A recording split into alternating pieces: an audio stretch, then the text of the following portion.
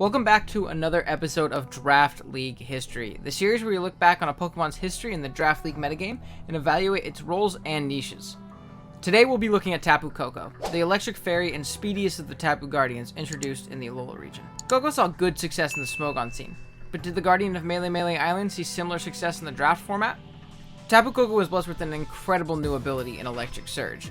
This automatically set the electric terrain, preventing Pokemon touching the ground from going to sleep, but more importantly, boosting the damage of electric type moves by 1.5 times. This made Koko's middling attack and special attack stats of 115 and 95 respectively become much more threatening when factoring in stab, potential boosts, or boosting items. It was also blessed with an amazing speed tier of 130, allowing it to outpace a majority of the metagame with ease. On top of its great speed, it had access to both U-turn and Volt Switch, which is huge for an electric type. It could opt for Volt Switch when it wanted to do massive amounts of damage under the terrain, or U-turn to punish the grounds and grasses that would like to pivot in on its electric stab. These factors make Koko one of, if not the best pivot in the game. Koko definitely had mediocre bulk, but when you factor in how much bulk you can get EVs wise due to proper speed creeping, it can be deceptively bulky. For example, it serves as a very solid Mega Pidgeot, Tornadus Therian, or Zeraora check. Koko didn't only have its great speed going for it, its move pool was immense as well. The electric plus fairy stab was already phenomenal, hitting a majority of the metagame neutrally or super effectively. And it also had Grass Knot for pesky grounds, and even a surprise Brave Bird to catch mons like Mega Venusaur or Amoonguss by surprise, especially when powered up by a Flyinium Z. Speaking of Z moves, Koko was perhaps one of, if not the best Z captain in the format.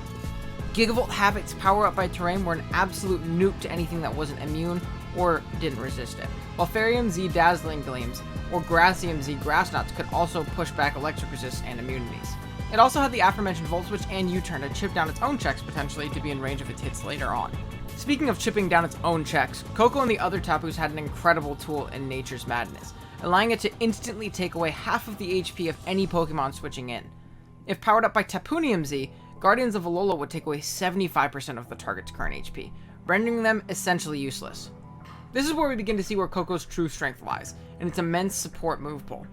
It had Roost to keep itself healthy throughout the course of the game, Calm Mind to boost its special attack and special defense, turning into a terrifying sweeper, Taunt to stop any status moves, recovery, hazards, or setup from the opposing side, Thunderwave and Toxic to spread status of its own, Defog to remove hazards, and even Dual Screens to facilitate setup opportunities for its teammates. The options for Koko and team building seem almost endless. You could even go with a cheesy Calm Mind Iron Defense weakness policy set to catch your opponent off guard. As you would expect, Koko had a ton of great teammates and partners. The one you would most commonly see was Hawlucha, which could fully take advantage of Koko's terrain and its own Unburdened ability with an Electric Seed, doubling its speed, often Swords Dancing, and sweeping teams outright. It also had great synergy with Koko offensively, with it punishing the grasses, steels, and grounds that Koko hated, and Koko punished the fat waters and flying types that Lucia hated. My personal favorite Koko partner was Mega Medicham. Medicham absolutely loved the momentum Koko would grab for it on slower, more passive checks, or fat steals, allowing free switch-ins and essentially free KOs. It also loved having its Thunder Punch increased by electric terrain, allowing it to push past certain checks like Slowbro with ease. Mega Collade could also function similarly with a better speed tier, just at the cost of some power. As for checks, the aforementioned Mega Venusaur or Amoonguss were great ones, as were a ton of other fat grasses like Ferrothorn. Most fat grounds could deal with Koko fairly well, the most reliable being Nidoking and Nidoqueen. This was because of their secondary poison typing, granting them a resistance to Dazzling Gleam and a neutrality to Grass Knot. If invested correctly, they could also chew Hidden Power Ices with ease, though they and all other checks did not appreciate the occasional Nature's Madness. Another solid one-off check that stopped both of Koko's stabs was Rotom Heat. Overall, the Tapu Koko's crazy move pool and great stat spread, and being an amazing abuser of Z moves, it was one of, if not the best Pokemon in Draft League format in Generation 7. In Generation 8, Koko was hit with multiple nerfs that drastically reduced its potency in the format. The first major nerf to Koko was the nerf to Electric Terrain, which now only boosted electric moves by 1.3 times, opposed to the 1.5 times it was boosted in generations prior. Being that it already doesn't have the highest natural attacking stats, this really crippled Koko's damage output. It could no longer as easily push past grasses and other resistances to its electric stab. The second major nerf to Koko was the removal of Hidden Power. We didn't touch on it much in the Generation 7 section of the video, but Hidden Power was a huge tool in Koko's arsenal, especially on the Calm Mind set. Hidden Power Ice was great for 4 times weak Pokemon like Gligar, Gliscor, and Landorus Therian. Hidden Power Fire is great for the 4x fire weak steals like Ferrothorn as well. This move being taken out of the game drastically increased the amount of checks and counters Koko had. The third and final nerf was the removal of Z moves. As noted before, Koko's natural attacking sets aren't the greatest, and it really relied on Z moves in a lot of matchups to break and sweep sufficiently. As you might have guessed, the removal of this was a huge blow to Koko's offensive prowess. Don't get the wrong idea though. Early Gen 8 Koko wasn't bad per se, it just wasn't a top 3 pick anymore. It wasn't all bleak and hopeless for Koko fans out there, as it did receive one small buff. Like so many other Pokemon, it absolutely loved the addition of heavy duty boots. Now a lot of people wouldn't initially think Koko cared all too much about avoiding Hazard Chip, as it took neutral damage from rocks. But fast pivoting Pokemon like Tapu Koko loved not having to worry about the chip.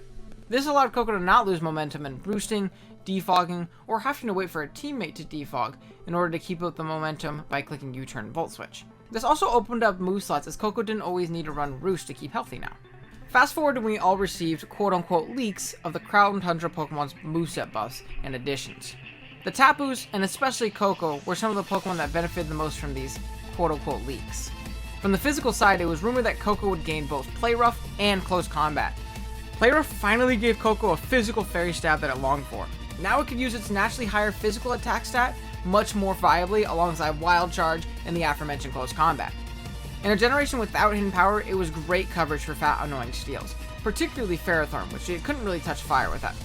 In a generation without Hidden Power, it was great coverage for fat, annoying steel types, particularly Ferrothorn, which it couldn't touch without HP Fire. Now with these buffs, you would think physical Koko was far superior, right? Well, not necessarily. Koko was also rumored to be getting Rising Voltage, a 70 base power electric move that doubles in electric terrain. Keep in mind, Koko sets the terrain upon switching, effectively giving it a 100% accurate base 140 power move before accounting for stab and other multipliers like boosts and items.